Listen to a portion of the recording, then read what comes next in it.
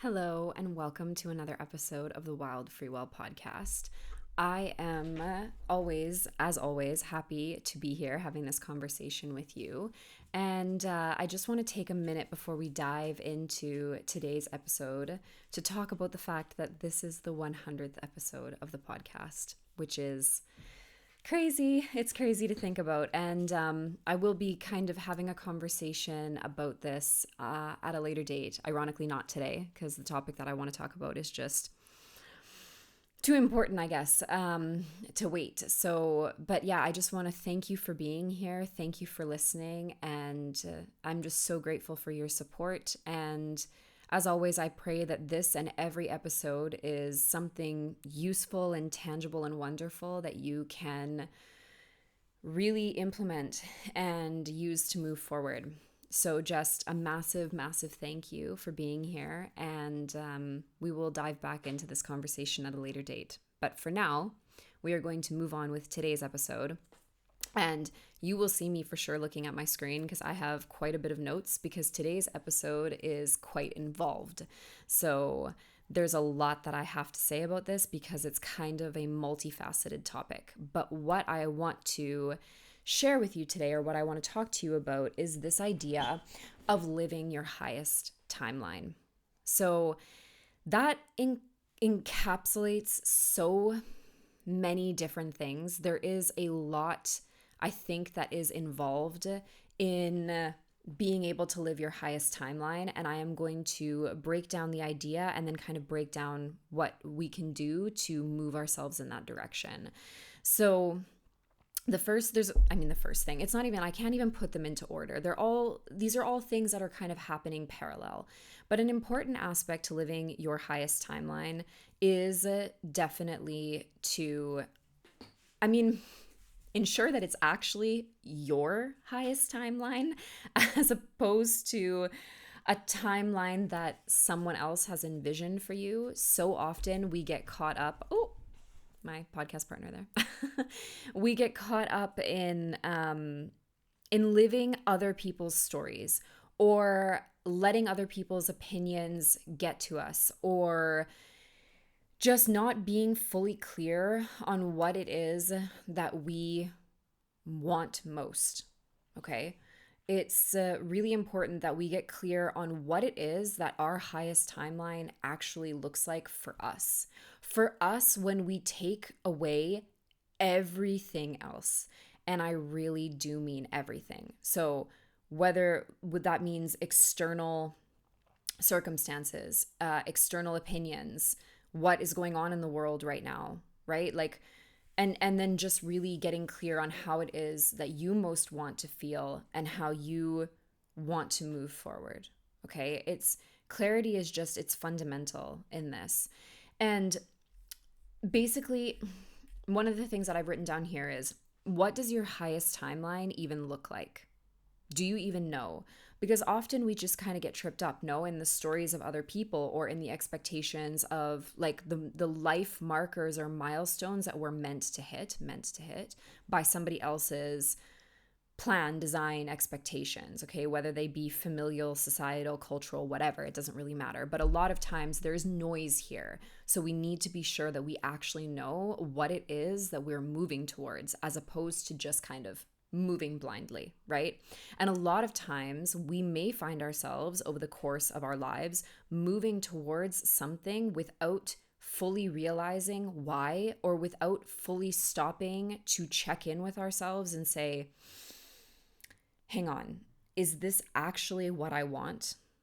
This is a really common trope in even films and whatever, especially when we're talking about people going to school, right? Like we see this in movies a lot, where there's like, the kid who's feeling all this pressure from their family to like study a specific thing.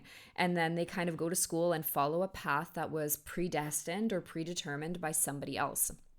And obviously in this case, I'm using the example of a film because I don't necessarily have like a more tangible example. Like for me, I know that I was encouraged to go to university immediately after high school. I've talked about this on the podcast before, even though I wanted to take a gap year.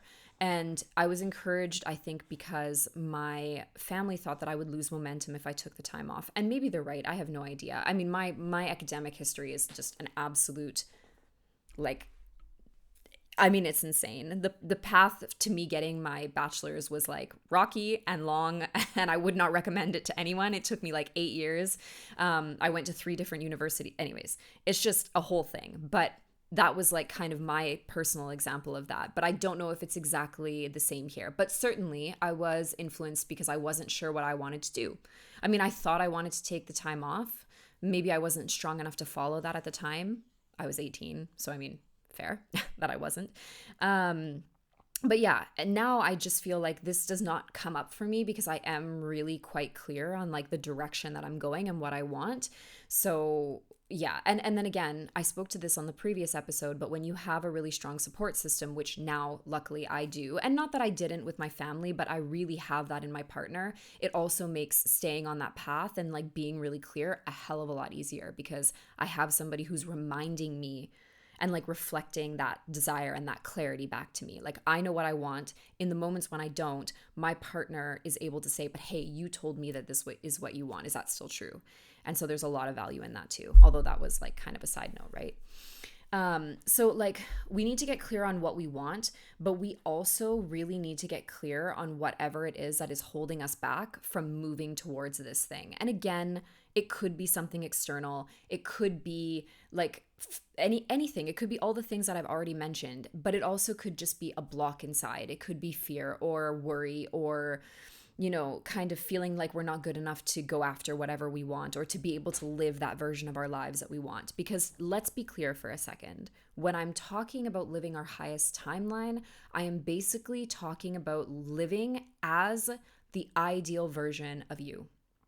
So one of the things that I have said for years, I say to clients, I say to friends and whatever, is like, when you close your eyes, there is a version of you that you see that lives in your head. I just can't believe that this is only me that feels that way. And you may not be in touch with this, but I promise you there is a version or a vision of you that you have within you if you are willing to get quiet and look for it or find it or connect with it or whatever terminology works for you. We do tend to get disconnected from it, but we tend to have this vision or this idea or this ideal potentially of what we're working towards, what we want to move towards.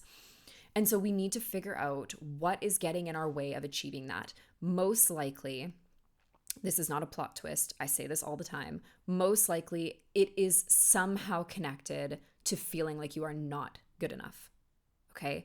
There is definitely some overlap there of feeling like you're not good enough to go after what you want, that you don't deserve it, that you can't make it work because you're not pretty enough or smart enough or techie enough or whatever it is enough, like whatever it might be, right? Like there's always some kind of like lack almost that we are perpetuating in our thoughts and our stories that is holding us back. Okay, so really getting clear, really, really, really getting clear.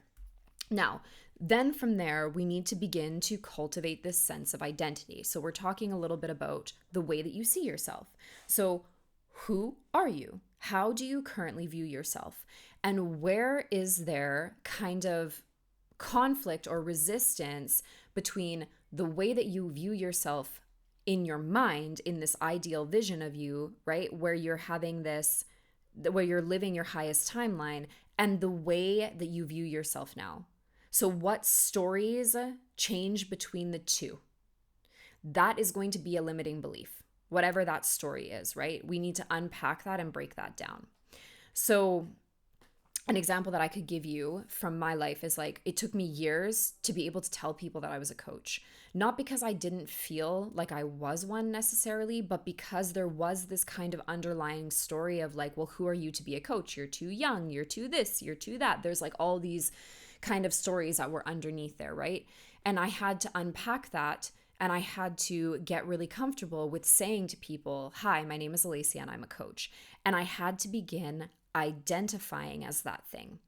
Now, with identity work, we need to be really careful because there is positively identifying with something and negatively identifying with something. We tend to do a mix of both, and we tend to underutilize positive identity reframes. what I mean by that is, think about the episode prior to this one where I was talking about being lazy. And if you haven't listened to it, I recommend it. But we have this tendency to say things like, I'm so stupid, I'm just lazy, and you just keep going on perpetuating these negative thoughts and negative ideas about yourself using the simplest of simplest phrases, which is just, I am. And so instead of choosing to view yourself as, stupid or whatever, you could choose the opposite. Instead of saying, oh, I'm just so stupid, or I'm not techie, or I'm not whatever, we could say like, I'm capable of doing these things. I am worthy of achieving the things that I want to achieve. I was born, or I am intelligent enough, capable enough, strong enough, empowered enough, motivated enough to go after this goal, to live the version of me that is my highest timeline. I am capable of that, and I'm giving myself permission to go after it. So we're really using identity work in a positive way by choosing to self-identify as the version of us who is already living our highest timeline. So we're taking the vision that we have in our head, okay? We are taking the version of us that lives in our minds, this ideal version, and we are choosing to self-identify with the characteristics of what that person, that version of us already has, what they're already embodying, for example. And that's actually where we're going next. So when we talk about embodiment, okay, embodiment is where the rubber meets the road, essentially. So what it does is it takes all of the mindset work that we've done in the past and it puts it into action. It puts it into lived action.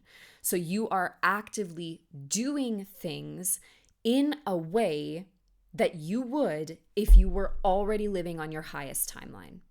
Okay, so it's like, what does that ideal version of you do? So if I was thinking about my ideal version of me, my ideal version exercises like 2 to 3 times per week. Okay, and so I begin to take action towards those things because she already has this and I'm building up towards that. So I am embodying the actions that this version of me already has. How does that version, how do you show up on your highest timeline, and how can you begin to integrate those things in your daily life now?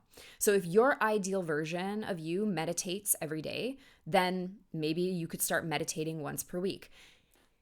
There's going to be somebody saying here, like, easy for you to say because of whatever reason, because white privilege, because you've been doing this forever, because you're an expert in this, because I don't know, you have more time. I have no idea, but I'm sure that there's somebody out there that's thinking that. And it really is so incredibly simple. Personal development is not hard, But because we're humans, one, we love to complicate things. And two, we tend to have like things that come up and blocks and obstacles and other mindset things that come up, like thoughts, beliefs that get in our way. And we kind of self-sabotage to a certain extent. Because if you want to do something differently, all it takes is telling yourself a different story and then actually making a different choice. We talk about this all the time. Like, you must be bored of listening to me at this point, tell you the same things. But I tell you the same things because it's this. Like, it's not like I can't reinvent the wheel. Like, these are the things that we need to do in order to move forward, in order to live the lives that we are dreaming of. So right now we are talking about, we see the vision, yes, we become the vision. And there is a movie from the 90s. I can't remember I feel like it might be Father of the Bride. But anyways, I feel like there is a movie where they say those exact words, like, oh no, it's Miss Congeniality. When Michael Caine is talking to Sandra Bullock and he's saying like, be the crown, wear the crown. It took me a second to get there. But anyways, like, envision the crown, be the crown, wear the crown, you are the crown. And like, that is exactly what we're doing here. It's so silly, but it is. It's That's exactly it. So yes, it's really about, embodiment is really about getting clear on the values, the energy, the vibe that your highest timeline naturally has, that version of you naturally embodies, and then beginning to embody that through the daily actions that you take in order to begin shifting the timeline. I'm going to put a little asterisk here for a second. I want to have a side note. In the personal development world, we often hear about quantum leaps.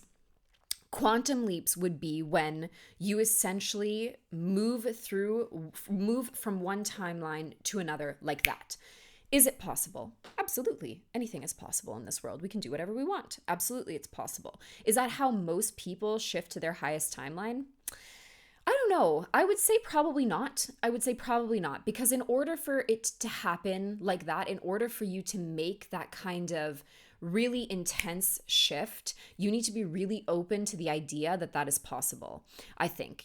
I don't know if that comes about okay, what I mean is, right now we are talking about the steps to get to your highest timeline. Yes?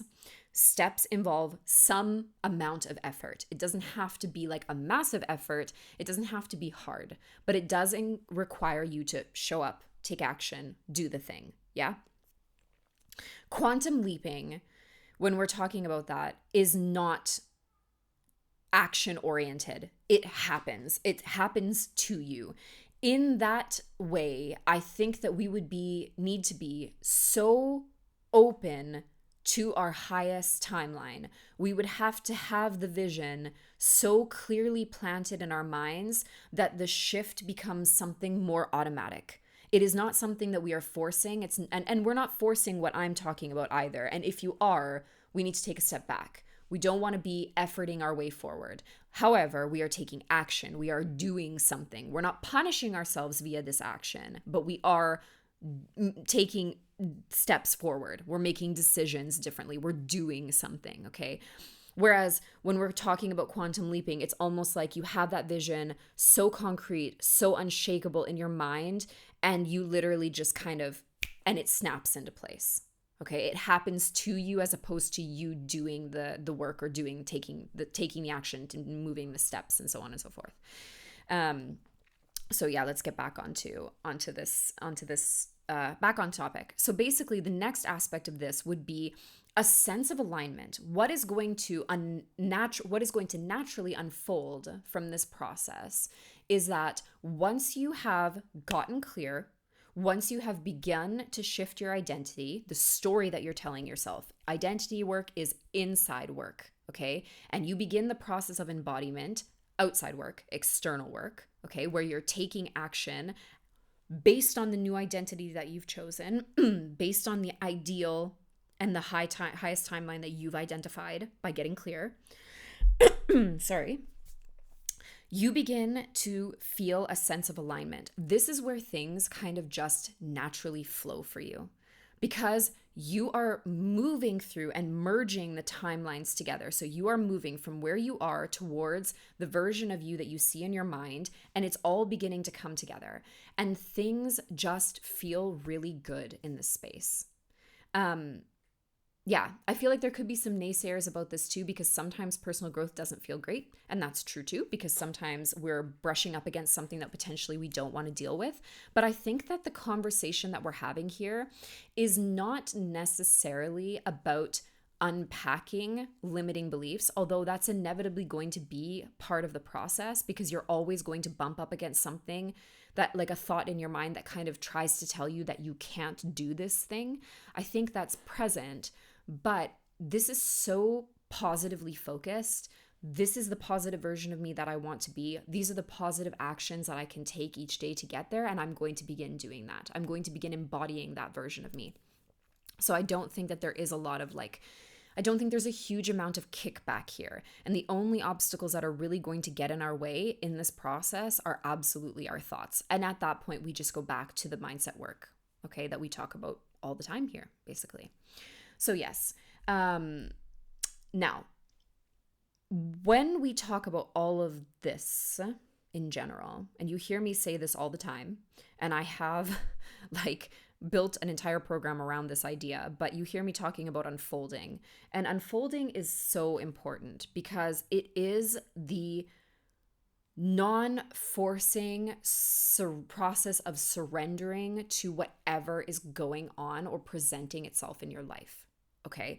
So we want to allow this entire process of moving to another timeline, of merging the timelines, to be without this pushing or striving.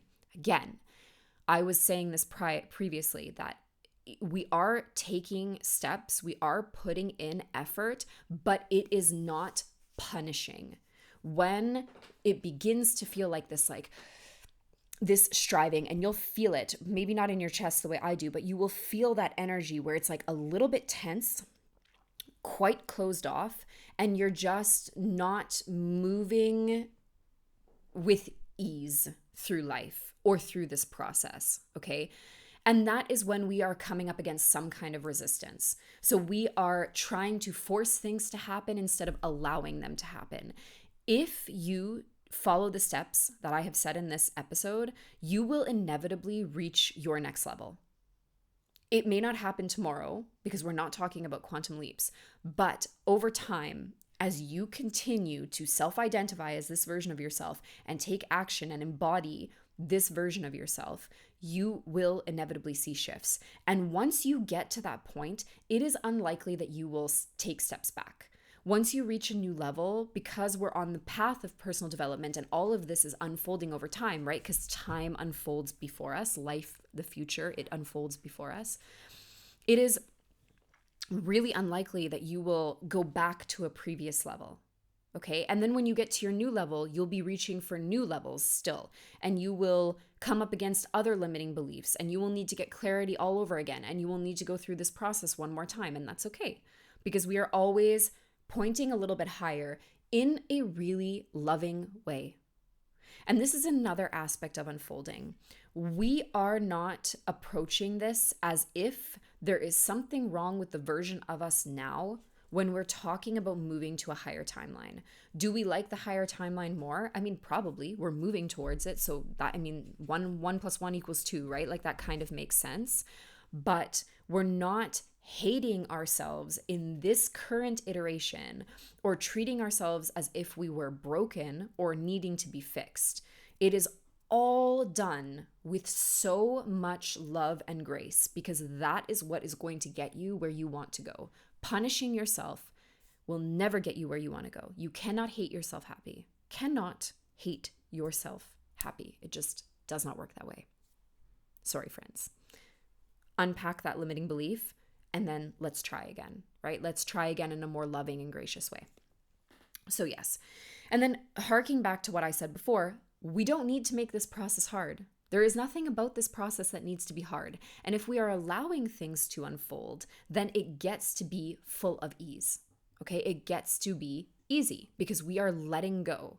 And when we come up against something, when we come up against an obstacle ourselves, and we come up against a limiting belief, our thoughts, then we are going to lovingly, kindly, and with grace, unpack that limiting belief and move on. We're reframing it and we're moving forward. That's it. We're not sitting there punishing ourselves again, saying like, oh my God, I can't believe I had that thought again. We're just like, oh, isn't it interesting that I had that thought again? Isn't that interesting that even though I thought I let go of this thing because I've been in therapy for years and I've been doing the personal development work and whatever it is, right? Isn't it interesting that actually I have not yet let that go? Oh, well, now I'm going to do the work that I need to do in order to reframe that, and I'm going to move forward always with love and kindness. Always, always, always with love and kindness, okay? And again, when we're talking about unfolding, so much about unfolding is about surrender, right? And letting go. So the more that we can kind of let go of this process needing to unfold in a specific way, of us needing to be immediately on the timeline that we desire, then the easier it will all kind of flow for us, okay? I want to now have a conversation about this entire conversation because there are a couple of things that I think are really important to note. So I was having a conversation yesterday with one of my friends, and we were talking about how, for her in this particular moment, doing the mindset work feels like one more thing to do. Okay, it just feels like another thing on her to-do list. It's something that she has to kind of, I don't want to say force herself to do, but it's feeling more like an uphill battle. When we are talking about mindset work of any kind, it is really much, much simpler to move in that direction if our system is already in a neutral place. If you are feeling particularly triggered, ungrounded, insecure, or unsafe, perhaps, or unstable, even in your environment, then it is. Mealy's mad because I put my foot under the desk. Hi, cutie girl. Then it's very difficult for you to move forward with like this kind of work because your system is not feeling peaceful, settled, calm, and it's probably not fully feeling safe. And I know that that's kind of it's almost like a big thing to say. Like, what does that mean about your system feeling safe? But safety in this case, I think, just comes from feeling grounded in your body and connected to yourself. And so there's a chance that if you're struggling with mindset work, you may need to go back into the body first and really find a way to ease the tension, anxiety, stress, and overwhelm that you're feeling before the mindset work can unfold. I promise you, if you do mindset work from an emotionally neutral space where you're not feeling triggered, where you are feeling or experiencing a sense of safety within and also in your external environment, you are going to have so much more success because the mindset work won't actually feel like work. Whereas if we are in a triggered period, there is a chance that the mindset work really can feel like a bit of an uphill battle because it's almost like you're trying to force yourself to believe something that goes against the reality that you're currently living. And a lot of people really struggle with that. And I know that honestly, I do as well. Like if there's a period where I'm feeling unstable, I find it very difficult to show up for this kind of work. So it's about finding that stability, safety, and security within and without first, and then allowing the mindset work to unfold because it will unfold so seamlessly. It will just be without this like huge amount of effort, which is something that we're against, right? Like this podcast and the way that I believe the world should be and the way that I hope that we can all learn to kind of move in the world is not one of like striving, forcing, pushing. We're always kind of working against that or working against it in the sense like we're not buying into that story and we're always trying to unpack it and find something that fits a little bit better. Okay.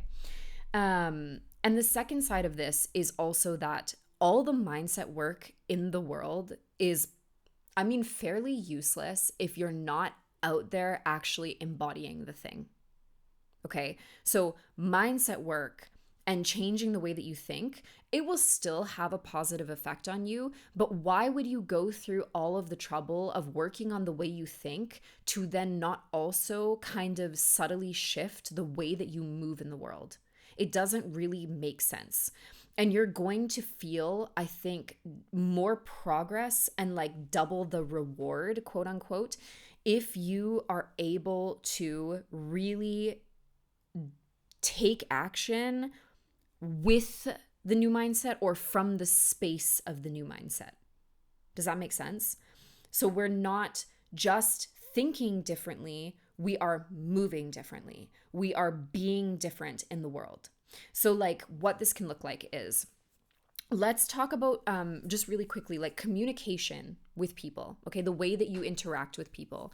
If you are somebody who has been prone to fighting and you uncover the mindset or the limiting belief behind why that is, because like, for example, perhaps you fight with people because you need to feel right, because feeling right gives you a sense of control, and feeling a sense of control gives you a sense of power, and it makes you feel worthy, okay? Do you see how I unpacked that as well? Like I went down to the root of that, okay?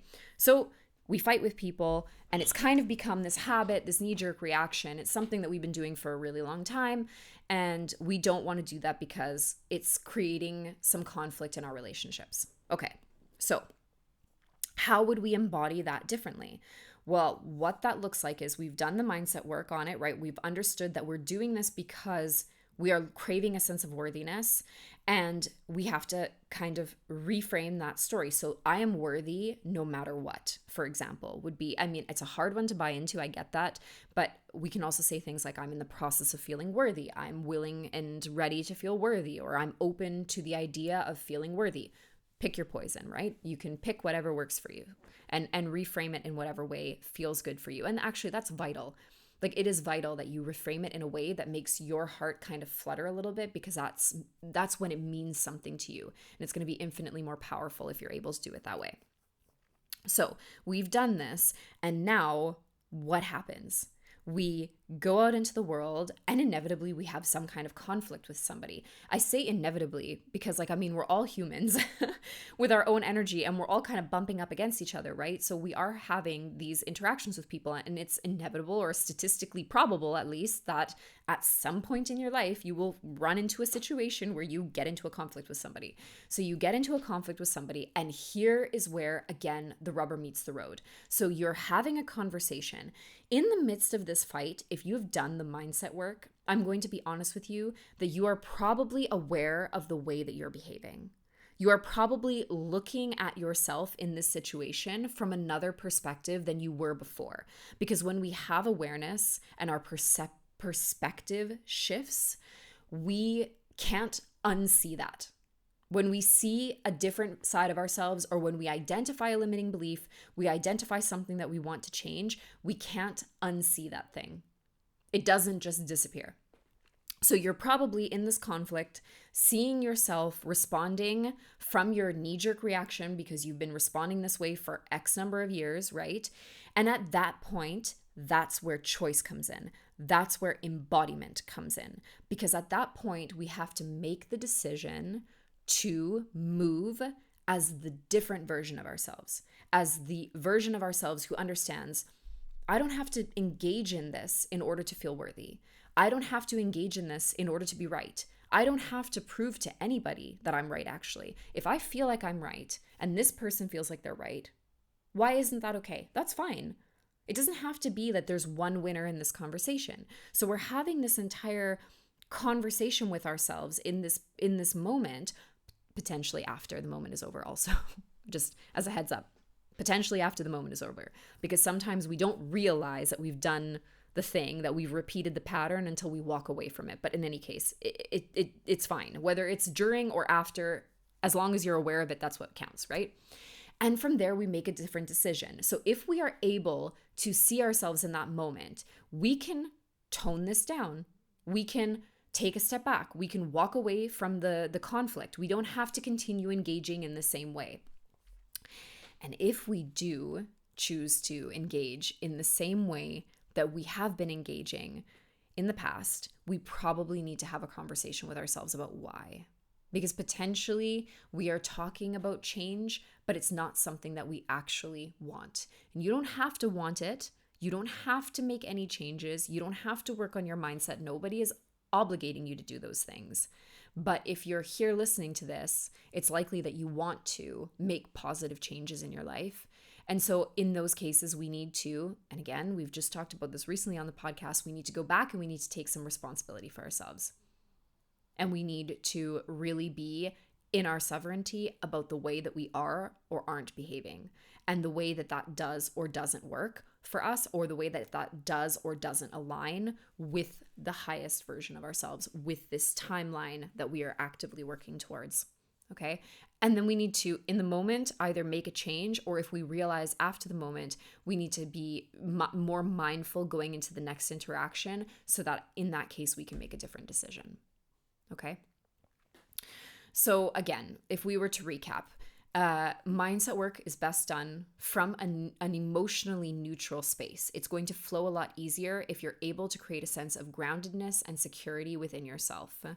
Mindset work without embodiment is kind of a waste of time. Like, we want to be moving differently in the world in addition to thinking differently within ourselves. Okay.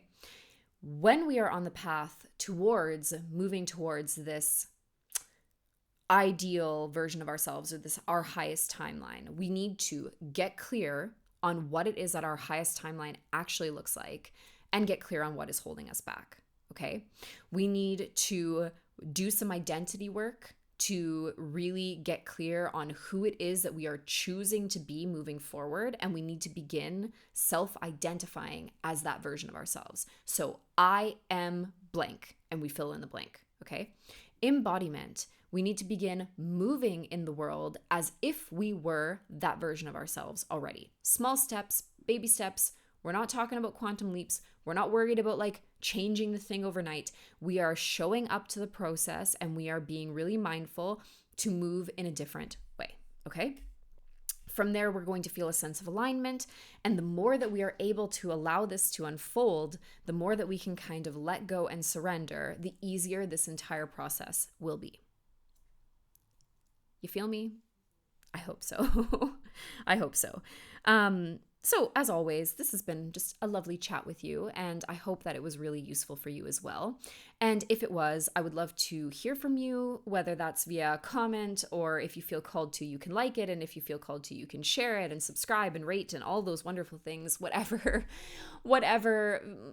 you feel moved or called to do. And again, another big thank you for being here on this, the historic 100th episode of the Wild Free Will podcast. I just deeply appreciate you. Deeply. I deeply appreciate you. Thank you so much for being here. And if you would like to connect with me more deeply, aside from listening to this podcast, I would say that the best way to do that is in my Telegram group. So in the Telegram group, I am sharing real-time updates. I'm getting personal. I'm sharing journal prompts and videos and audios and all kinds of things just to help you along and to create what I feel is a really safe and sacred space away from the noise of social media. So if that's something that you feel called towards, I would love to have you. And you can find the link below in the show notes, and I think on my website as well too. So yes. Yeah, that's basically it. I hope that this was useful, and I really look forward to having another conversation with you on the next episode of the Wild Free Will podcast. In the meantime, have a wonderful weekend, and yeah, shine your light. Ciao.